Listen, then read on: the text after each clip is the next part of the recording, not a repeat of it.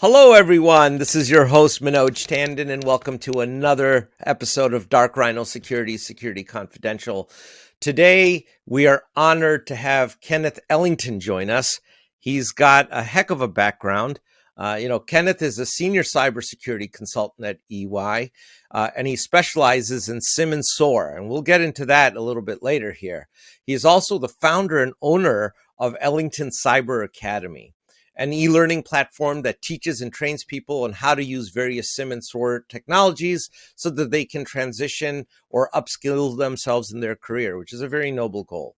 On top of that, Kenneth is also a part-time associate cybersecurity instructor at the University of Houston and a cybersecurity trainer at Blacks In Cybersecurity. Welcome to the show.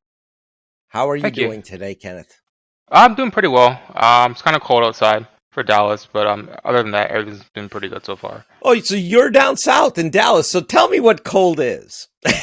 I mean, You guys. So I grew up in Tampa, Florida. So Oh, our winters man. were like, if it ever dropped below 50 degrees, people started freaking out and putting on like winter coats, snow boots.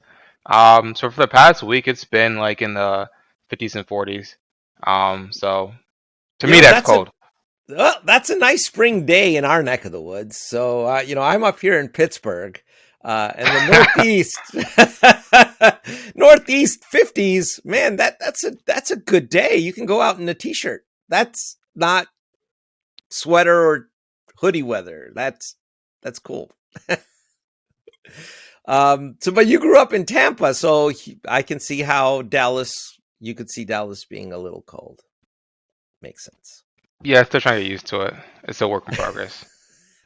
When did you get there, by the way? When did you get to Dallas? So I graduated in 2020 from USF, and I moved about 9 months after. So like late winter of 2021. So I've been here for about almost 2 years now. Not like Florida? Seems like a nice place to live. A lot of people would be like, Tampa's a good town. Why? Well, I moved because they gave me a job offer from my old company. Okay. They paid me a good sum of money, so I'm like, I'll move. You know what? That's motivation. I guess that's a good reason. I didn't know if you had done that just because you thought Dallas would be a good place to be. So thanks for sharing. So let's, in fact, we talked just briefly here about you got started in Tampa, but I understand that you were in the deli business at one time. And Yes. and now you're in cybersecurity, which is interesting enough in and of itself. But since we are in the holiday season, I can't resist asking you, do you have a sandwich recipe or an idea that you can share with our listeners that they can make themselves over the holidays? That would be great. Well, my favorite sandwich, and this is probably most true for most people that go to Publix in the South, is the chicken tender sub. So what we normally do is Okay. I like to toss mine with like Chipotle gourmets, which is like a spicy Chipotle sauce. Ooh, I sounds add nice. salt and pepper, lettuce, onions, green peppers, and then we toast it with butter on top of it. So as long as you can fry the tenders, and you can probably make the recipe at home. That's pretty cool. That sounds good. Now, when you're making the spicy sauce, are you using jalapenos, habaneros, or how spicy is spicy? I mean, it's not too spicy in my opinion, but I'm used to eating spicy food. So they gave us like we use like the Boar's Head Chipotle gourmets that comes from Okay. Boar's Head. So it's not like overly overbearing.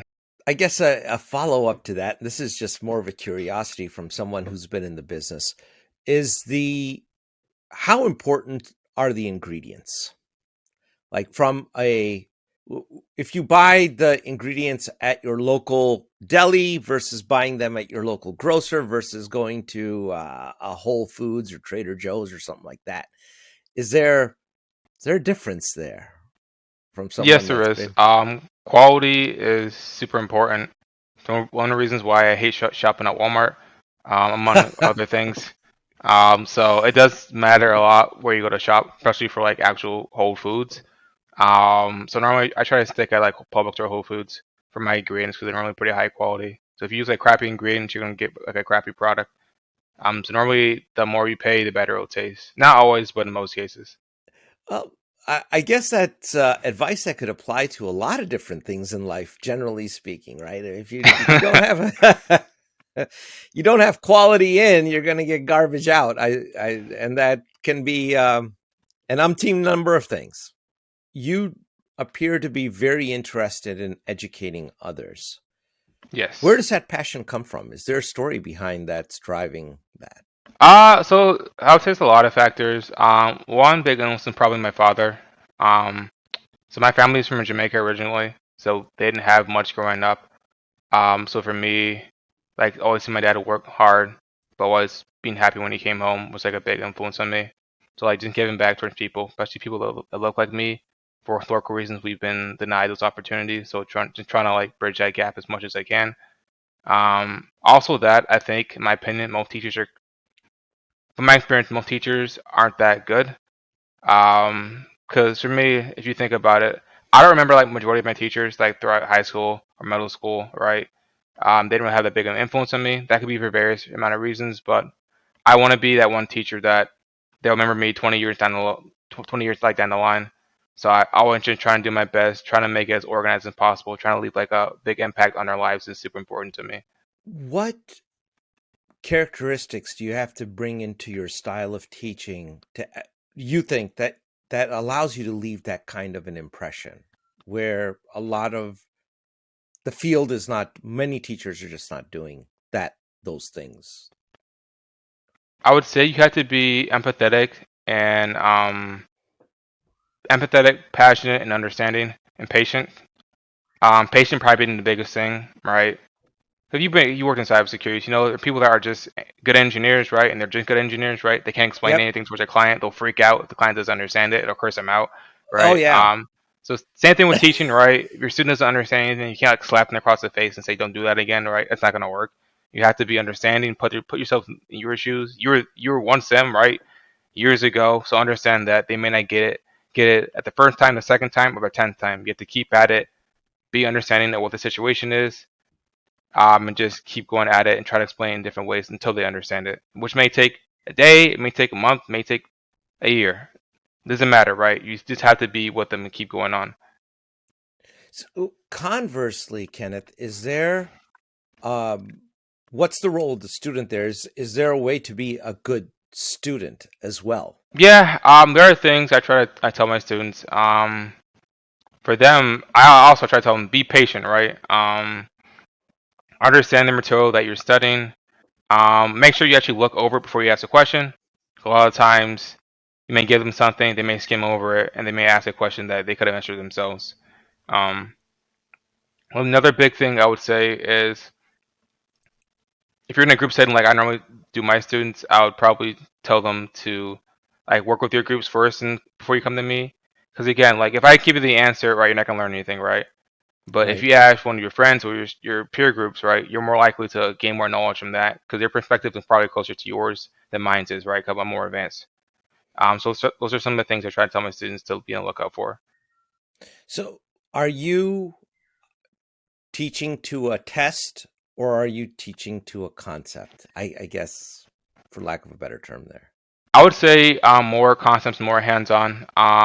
Like my training stuff, you can't take the exam afterwards. It's not specifically designed like verbatim, like 100%, but it's pretty similar. So if you want to do that, you are able to. But I try to teach them like actual on-the-job stuff. So when they get their first security job or tech job, they're not like freaking out, like, "Holy crap, I don't understand anything that's going on," right? So try to make it as realistic as possible. So sometimes there may be a little confusion as to why I'm doing this, but I try to remind them, hey, this is stuff I've done in my career, right? So I try to bring it towards the classroom in that sense. Can you give some examples of ideas there that you may have shared with your students that they're not going to get in college or some other program? So one of the things I try to do is I bring in different hiring managers, right, for my capstone assignments for my students. Yeah. That was one of the things. Even though I spent like I think $30,000 to $40,000 at USF, I never really got in my classes, right? So that gives some real world experience of actually presenting in front of like a hiring board or a panel of managers, right? Because most college classes, you're not gonna get that experience, right? Especially for cybersecurity. Yeah. So the presentation and soft skills that people, I think a lot of times they want to gloss over, right? Everyone wants to be like a hacker in a hoodie. or get the launch codes for like Russia or something. Right. That's not how it normally works for most security jobs. So I try to stress the importance of being able to explain your point, being able to explain what you're trying to get out of it, setting the stage. Those are very important things. And when people don't understand that cybersecurity, unless you're like a consultant like me, you normally cost your firm money, right? Cybersecurity is like Right. kind of the fire department for a city. It's important because if you don't have a fire department and the city burns down, then things aren't going to go well, right? Right. But it costs money, but it's still important. Same with cybersecurity, right? So I try to stress that importance towards them. You need to properly explain why this tool is going to cost the firm $2 million, right? You just can't say to defend everything. Your boss can be like, okay, but how does that help us, right? If you can't explain that, then you're not going to get the budget, and then attack's going to happen. Then you're going to get blamed, and you're going to lose your job, right? So being able to have those soft skills and be able to properly explain things is incredibly important, in my opinion. Oh, I think that's been something that I've been critical of in past episodes of this program, where we've had various guests on. That a lot of times the disconnect that's happening in getting the right budgets procured or getting the right things done in a company is not really even a lack of desire on the part of the executive team. Some of it lies with our own colleagues, where they're not able to explain in business terms why various aspects of the program are needed. And if you're not able to put your thoughts in those terms, and it's very hard to get the necessary funding, resources, and whatnot to do whatever it is that you are wanting to do in the program. So Yeah, that's something I've seen throughout my career. Um, so I've been trying to like push that strongly inside the stuff that I yeah, do. those soft skills are immensely important. And one thing that I would put out to our listeners out there is one soft skill that gets underrated is your ability to write. I think that ability to communicate in brevity in a format that people who are not in the business are going to be able to understand is going to have a factor on one's success. When you were in college, I guess let's go back a little bit. Why cybersecurity? How did this happen? Because I understand, you have a little bit of a background. You did a minor in business. You were in computer science.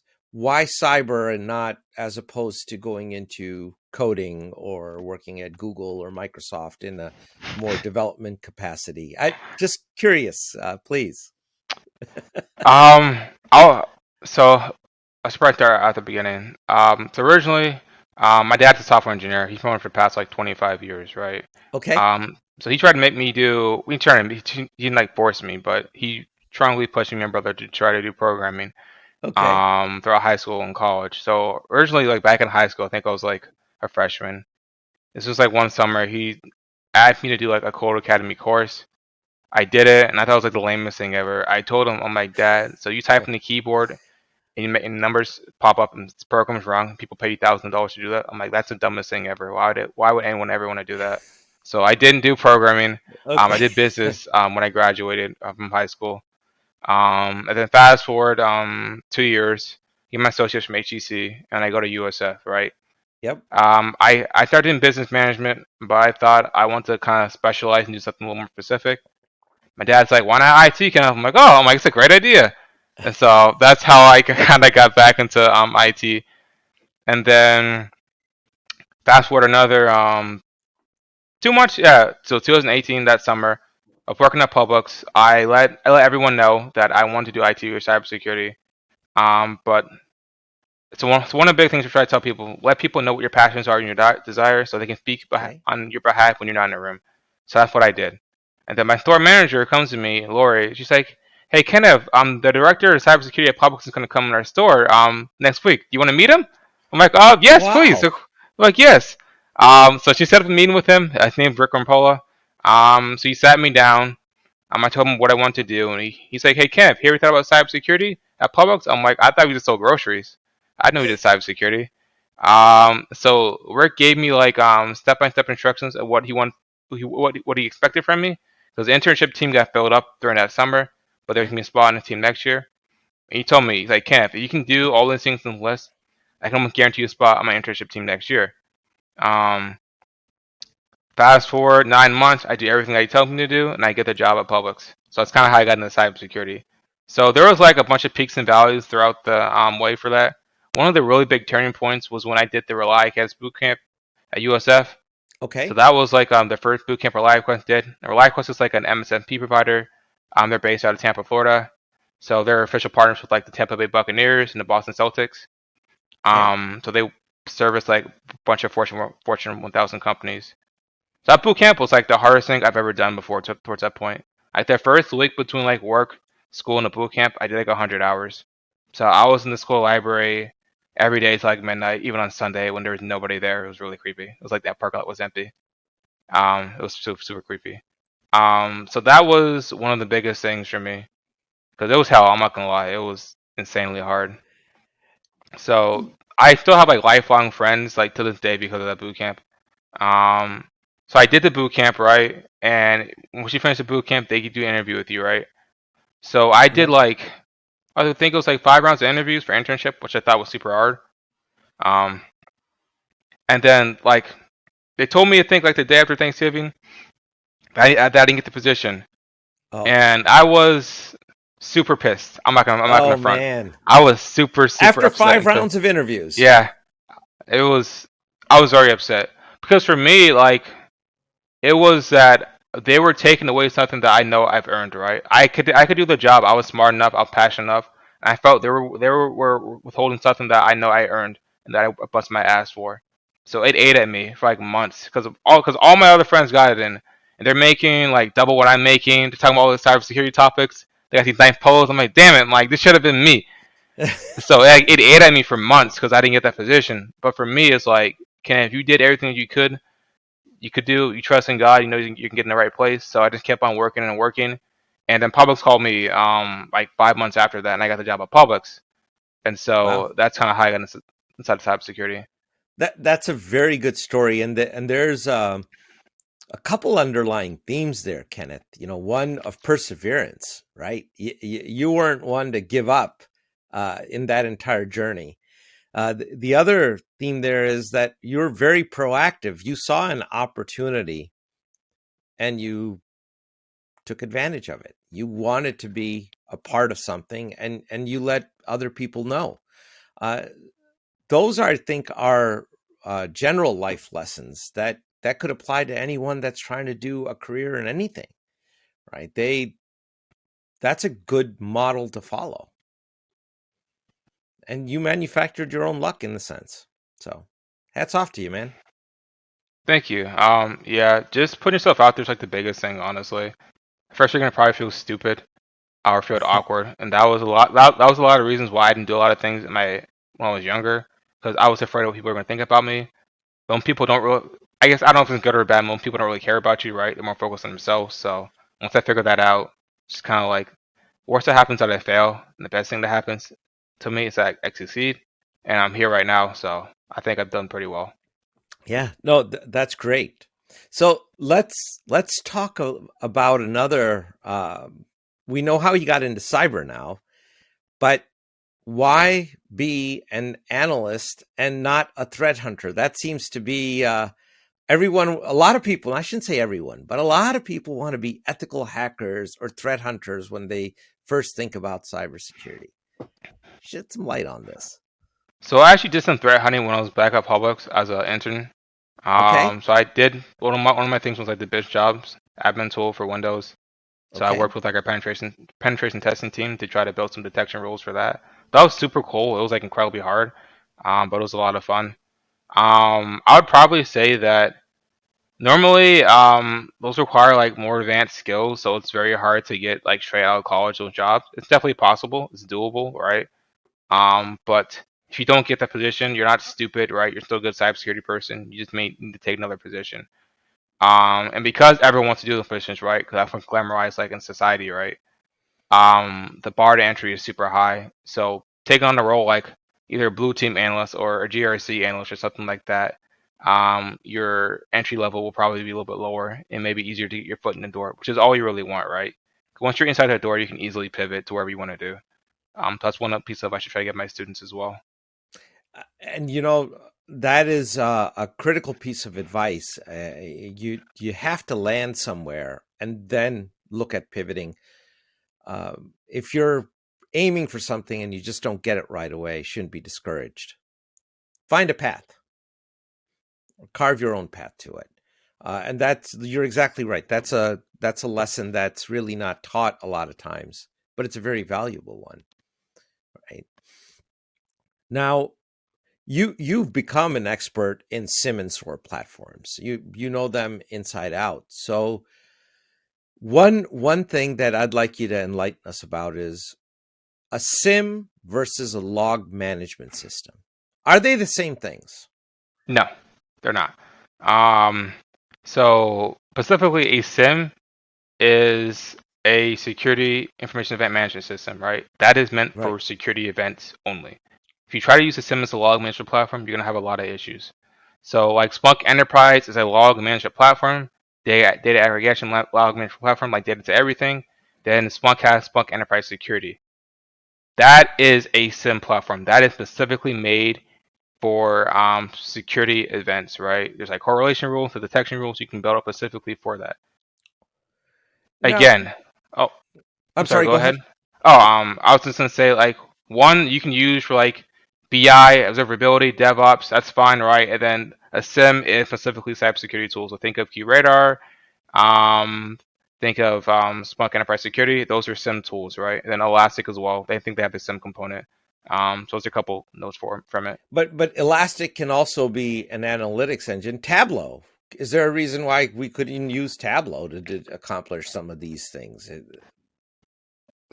So I'm I would I would say that's like one of the examples I use is like if you're trying to use your Honda Civic to like tow like a tractor trailer. I guess technically you can do it. It's not probably going to be the best or most comfortable ride, but I guess technically it can get the job done. But I wouldn't advise it, right? So you can use Tableau to do that. It's just going to be like a whole mess. So I would highly suggest if your organization has the money to invest in the actual SIEM solution, just open source ones as well. If you're not your company isn't like Apple or Google, but trying to use like a data lake or a Tableau, like a BI tool or Power BI as a SIEM platform is a big mistake in my opinion. Well, it's been tried multiple times, and I'm sure it'll be tried again, unless someone listens. But you're absolutely right. They are two different animals altogether. Now, do you have to have a log management platform to have a real good SIEM operation going in the SOC? So it depends on what platform you use. If you want to have like, for example, like Splunk Enterprise Security, you have to have Splunk Enterprise because Splunk Enterprise Security sits on top of Splunk Enterprise, right? It's like a premium app. Yeah. So that's one thing. I think like QRadar, you have to have some QRadar. I think you can get straight out of the box, if I'm correct. And Elastic, I think Elastic's like the same thing. I think you have to have like the base Elastic, Kibana, SEC, before you can get like the security tools integrated inside of it. So normally, I would say probably, because you normally want to get like a baseline of your environment before you try to like take the security tool for the next level. One of the things I've always seen, I've tried to tell my different clients is that you need a baseline of what you're doing, right? Because if you don't know where you're at, how can you know where you're gonna go? And so they try to like ingest everything like under the sun, and then like, well, why isn't it working? And I'm like, you're ingesting terabytes of data, right? Your system's designed for that. Well, but you know So what? The vendors are telling them to ingest everything. I can't tell you the number of sales reps out there that are saying, we'll take in all your logs. I wonder why. I mean, they're not like incentivized to get more money with the more you ingest, right? Of course not. That wouldn't be the case. Now, would that be? I don't know.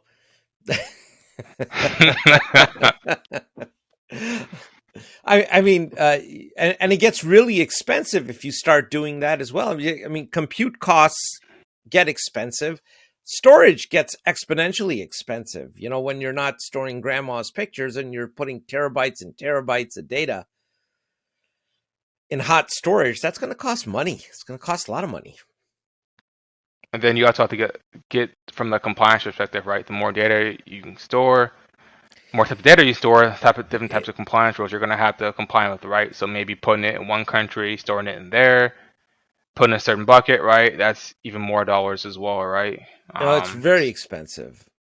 But there's a lot of that going on out there where people are saying that give us all your logs, give us everything.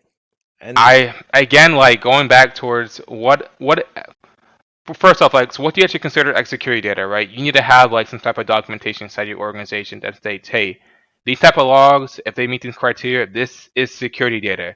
If it doesn't, then this is IT operations, DevOps, observability, whatever it is, right? And that needs to go either it's like a data lake or some type of log management solution where we don't have to search it like in real time, right? Or put in a hot bucket, right? So that's why getting a baseline of what's happening in your environment is very important. Because if not, you're just gonna try to ingest everything. And then when you get the bill, it's like tens of millions of dollars. You're like, well, what happened? I'm like, is there documentation for it? Well, I mean, the lead engineer said to do this, right? Okay, is it written down somewhere? So what happens if he leaves or gets a better job at Google or something like that, right? Is always going to go with them? Is each person documented? Probably not, because that's normally what I see. But that's why I try to tell people, right? Students, clients, doesn't matter. Random people, my parents, doesn't matter, right? Whoever will listen, and half of the time they won't, but that's just me. well, so, the thought that you should have a good strategy before you deploy a technology shouldn't be foreign to anyone, but it sure sounds like it may be, based on some of the things that you're seeing. And it's true. I mean, I'm being a little sarcastic there, but uh, it is. It just is. Where do you? What's the role of SOAR? Enlighten our listeners on that. Where does SOAR fit into the SIM picture? So SOAR normally will sit on top of like a SIM platform. So think of like a Splunk Enterprise Yep. Security, the SIM, and then you have Splunk Phantom, or like now they call it Splunk SOAR because security people are very uncreative people. Um, it is. Everyone has renamed their stuff to like SOAR. So now it's not Demisto, it's Palo Alto SOAR. It's not Resilient, it's IBM SOAR. I'm like, wow, really creative. But anyways, like a SOAR platform is designed for like more of the response process, so like instant response process, right? And SOAR, for those you don't know, stands for Security Orchestration Automation Response. Um, so normally you will have an event, an alert, and then an incident. An event is something that happens, right? A log gets generated. Yep. It could be good. It could be good. It could be bad. You don't know. It's just an event. An alert is something that may be potentially may be something bad, right? More work needs to be done to look at it. An incident is something is actually going wrong. Something is actually bad. Once that rises towards like an incident, right? Then you should have like a SOAR platform, right? That you get sent to. And the SOAR platform can like automate that response, right?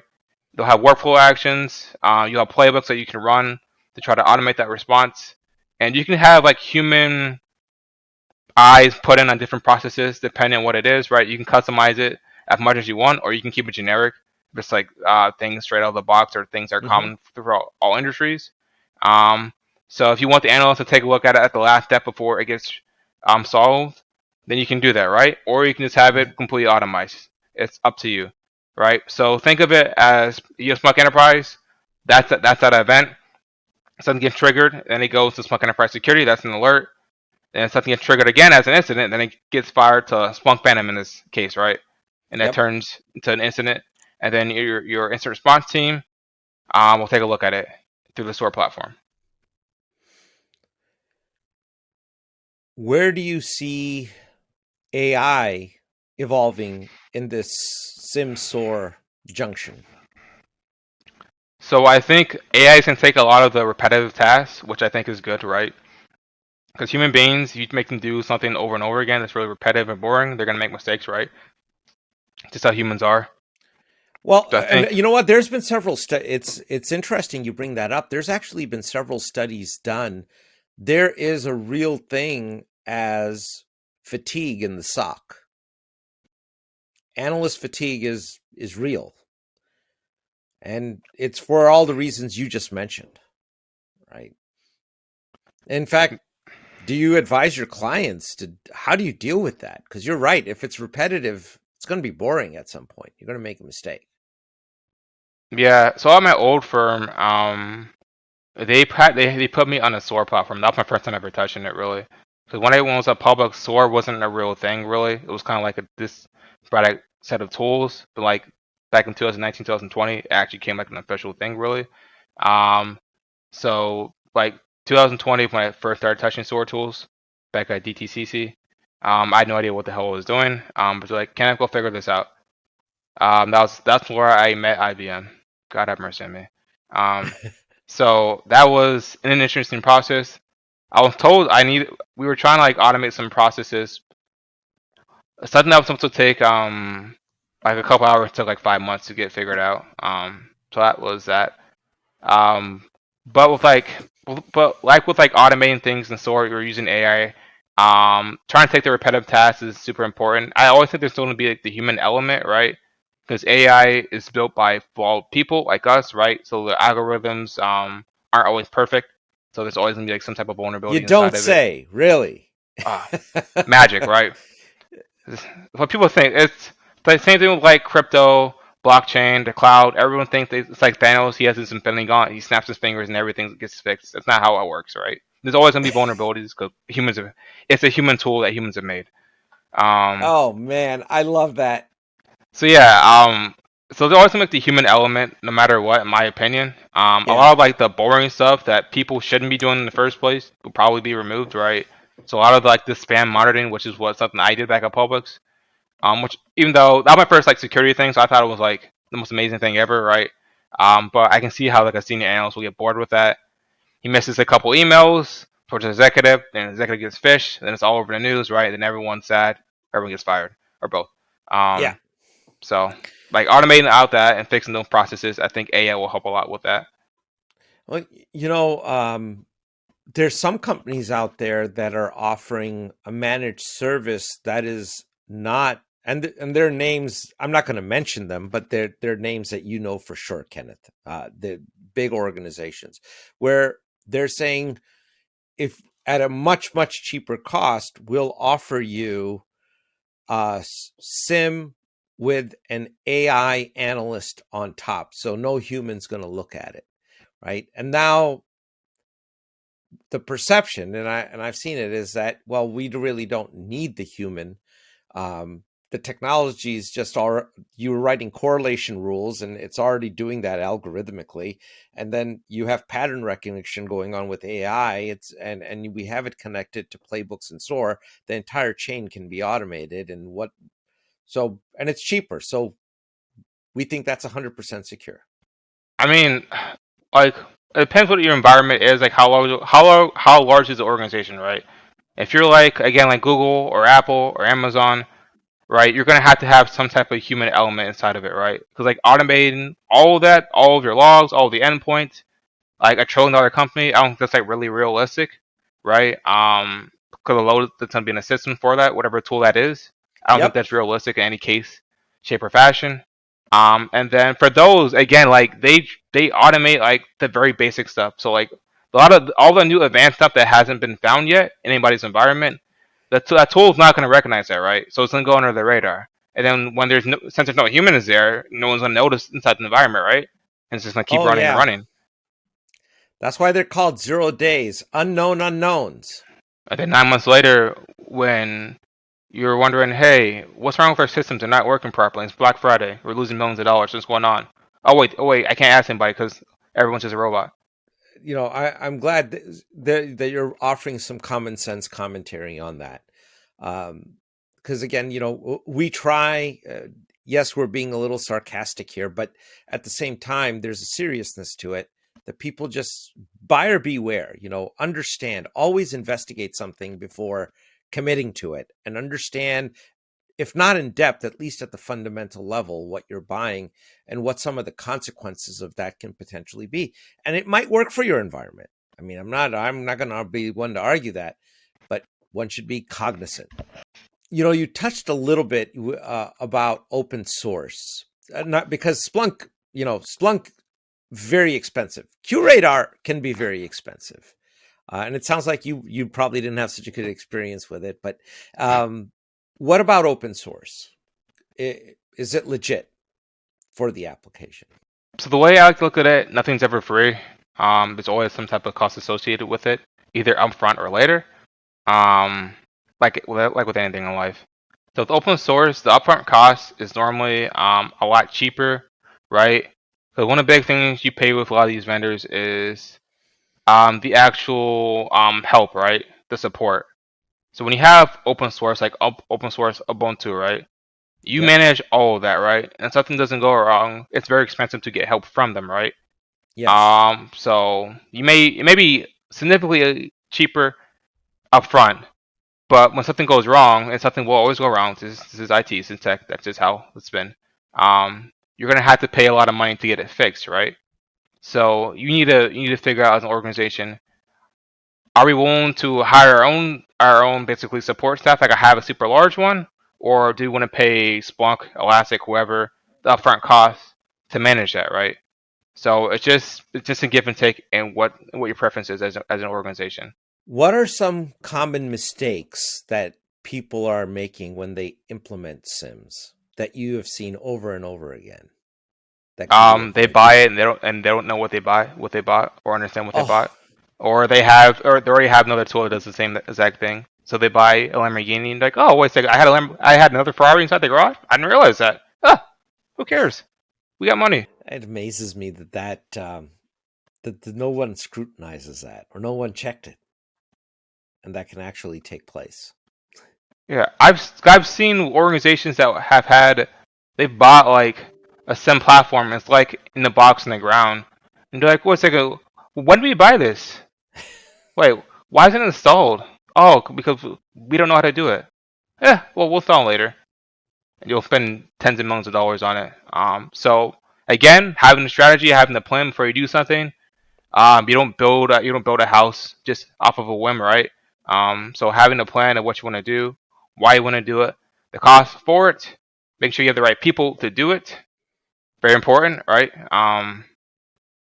And then understanding once it's installed, if you get towards that point, hopefully, um, being able to actually properly run and manage it and tune it when needed. Let's go down that path of tuning. Can you ever be done tuning a sim? Can you ever be done like tuning your car, right? No, not Same really. thing. There's It's a always going to be maintenance maintenance. task. Yeah, it's always going to be maintenance. So always something that needs to be fixed, tuned, modified, upgraded, right? It's just like anything in life. It's like your body, right? You don't work out one day and you're like, oh, never again. I'm done for the rest of my life. So it's a constant update, making sure it runs properly, make sure people are trained with it, making sure it has the right updates, making sure, um, yeah, updates, making sure people are trained. Those are some of the things.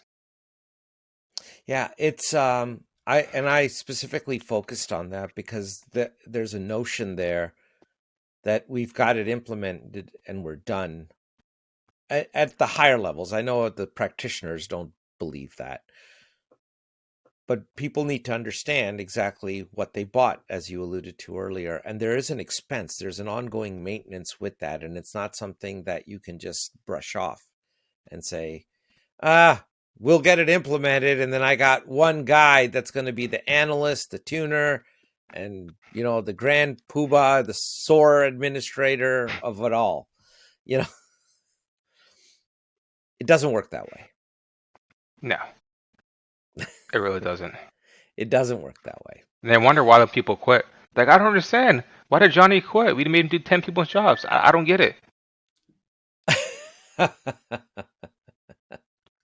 Well, because you made him do 10 different jobs, and he's probably not getting paid for it, so he's not probably happy with that scenario. Let's switch gears a little bit and get to your academy. So when we look at the Ellington Cyber Academy, what is your core mission there? What are you guys about? So the biggest thing ECA like to do is trying to get normally people of color into cybersecurity, specifically for SIEM and SOAR. People often ask me, "Hey Kenneth, why don't you teach ethical hacking and penetration testing?" Because I don't like those things, right? I don't want to do a job for 1 week and write a dissertation on it, right? That doesn't interest me. So that's why I don't teach ethical hacking or penetration testing, because I don't like it myself, right? I don't want to teach you something that I'm not passionate about, because you're gonna be able to tell from that. So SIEM and SOAR is the two specific things that our academy focuses on. Um, one of the reasons is I personally have not seen a lot of people that look like me in this field, so I'm trying to bridge that gap, right?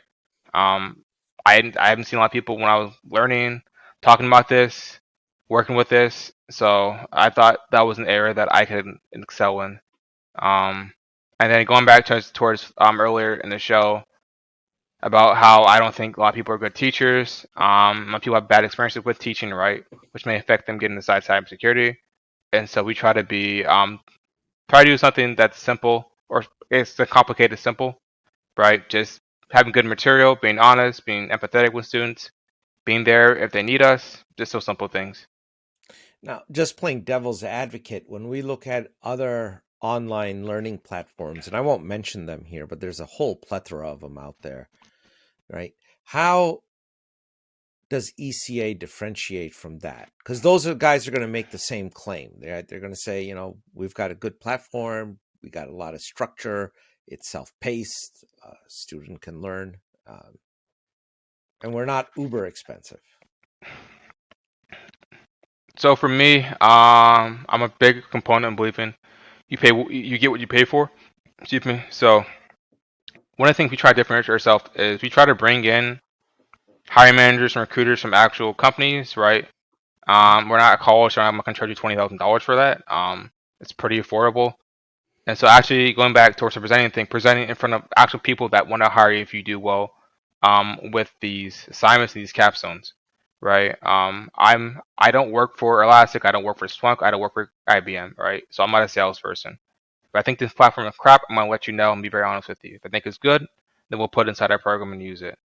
So that transparency, I think, is incredibly important. And we've gotten 3 people hired this past 6 months. So one works at VMware, one works at Samsung, and one works at GM Motors now. Oh, wow, So just fantastic. thank you. Very proud of them. They busted their behinds to get to where they are. So we're just proud to be a small part in their success stories. And how many students have you put through the program or are currently enrolled right now? So currently enrolled, we're on our second cohort. We have about 5 students. Some are repeaters because they loved it so much they want to take it again. So we have about 4 new students. We're in the process of their last capstone is in about 2 weeks. Then we'll be starting their interview and resume prep process this winter, so we can try to get them hired in the next couple of months. So our next cohort will be in January, and my apprentice, who I brought on, I'm so proud of her, Courtney Wright. She's an awesome young lady. She's been killing it for the past like 4 months with me, so she can actually be leading the next cohort. Again, I'm a big component of putting people in positions where they can be successful, right? So I've taught her everything that I know about Splunk and SIM, and now I want her to teach it and give back towards the community. That's fantastic. And is she doing this full time? She's doing this part time, so she is a service technician at Apex. Okay. So we've been trying to get her cybersecurity position over the past month because she finishes up her bachelor's degree, I believe, this semester actually. So this month, if I'm correct. Oh, wow. That's admirable work. And Kenneth, did you put together the curriculum for at ECA? Is that all you're doing? Yes. So there are there are free links and like free documents, but like the scenarios, the videos are all mine. So I built that from scratch. Just so our listeners understand, in terms of costs, is this something like they're going to have to take out a car loan type of situation No, for? no. The most expensive one we have right now is about 1650. That's about for 8 weeks. You get interview prep, resume prep as well, resume revamp, as well LinkedIn revamp. You get put in front of hiring managers. You get lifetime access towards our Slack channel, and you get put inside of our recruitment portal as well. So I think that's a pretty fair price compared if you go to other vendors. I won't name them, but you know who they are. Oh, there's vendors out there that you'd be paying $5,000 or $8,000 for your introductory classes, right? And Yeah. So trying to keep it pretty affordable. So I'm not ever gonna probably put it above like $5,000, honestly. That would be like down the line, but for now, I'm trying to keep it as affordable as possible so people can get inside cybersecurity. How do you see ECA evolving in the future? What's your vision for it 5 years out? 5 years out, that's Or a 3 years out? How about that? 5 is too long. Yeah, So even 3 might be long, but I'll say this: over the next year, I'm trying to build more business to business. So build more partnerships, so our students can have direct pipeline to companies. That, and then starting to do more training for companies, right? So taking over their training programs and offering what we have for them to replace that, right? I know it can be kind of expensive for companies and it takes a lot of time and effort for it. I was So going to, in fact, ask what's the response been like from the corporate side towards that? it's been a mixed bag so far. I think a lot of companies still want to see what we can do, get more students hired. So just I've been chugging away as much as I can, just trying to help my students out and just trying to prove the concept of, hey, we can actually train good cybersecurity professionals here, right? So once that process keeps growing, which it will, I have faith in that. It'll be a lot easier to actually pitch that towards businesses. I mean, I've gotten 3 students hired at Fortune 100 companies in the past couple months, so That, I have faith in what I'm doing. have you considered maybe looking at federal grants where you could do training like this for even high school students who are deeply interested in this topic, and they could learn this as a vocation getting out?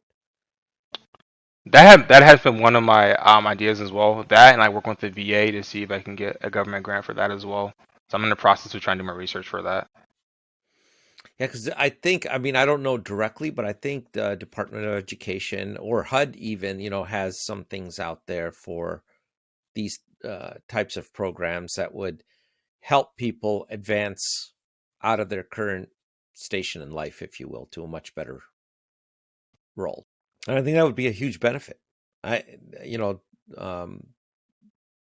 Where there's a structured program that is taught in a way that people will grasp and they'll be able to complete and they'll get the soft skills. That's what makes people hireable. I agree, and I know college, like a 4-year college degree, isn't for everyone for numerous reasons. Biggest thing probably being cost, right? Yeah. For me, it never made sense to spend $80,000 to get a job that pays you like $35K, right? So if I can be a more affordable way for people to get towards their end goals, then I'll be happy to take that place. Oh, that's great work that you're doing, Kenneth. I'm Thank sure you. everybody appreciates that. And we're hoping you have great success with that. That's good stuff. We're at the hour here. I wanted to ask you, is there anything that you'd like to plug? Anything that you're going to be doing? Any appearances you're going to be having? Any you're involved with? Anything you'd like to plug? It's your floor. Well, if you'd like our audience to know about anything. I would say be on the lookout over the next couple of months. We're going to be doing a couple of free workshops. So going back to some of the things I talked about in the show, like understanding what to log inside your environment, why it's important, and how to do it, I would say is probably one of the things we're going to be stressing using in this framework, because that's one of the more popular frameworks out there, especially for IT and cybersecurity. So we'll be doing a couple of free workshops over the next couple of months with that. Yeah, and if you can, when that happens, let us know about it, and we'll let people know on social media. Oh, that'd be awesome. As well. Get the word out. Well, Kenneth, we really appreciate you taking the time. It was an honor to have you here. Appreciate the work that you're doing. Keep us updated on what's going on. It definitely will. It's been such a pleasure to speak to you guys. Well, then with that, have a good holiday season and take care. Look forward to talking next time.